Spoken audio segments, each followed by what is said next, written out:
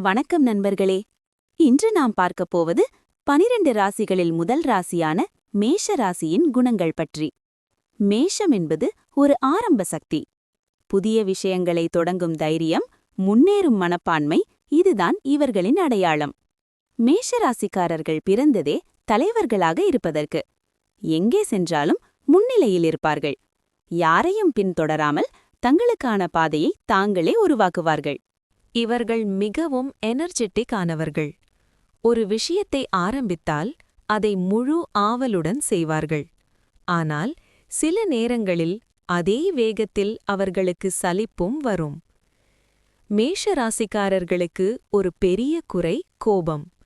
சின்ன விஷயத்திற்கே உடனே கோபப்படுவார்கள். ஆனா நல்ல விஷயம் என்னன்னா, அவர்கள் கோபம் நீண்ட நேரம் நீடிக்காது. இவர்கள் மனதில் என்ன இருக்கோ அதையே நேராக சொல்லுவார்கள்.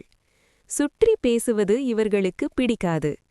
இதனால் சில நேரங்களில் மற்றவர்கள் ஹர்ட் ஆகலாம்.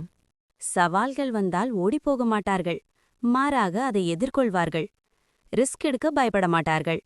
நண்பர்களுக்கு மிகவும் உண்மையாக இருப்பார்கள்.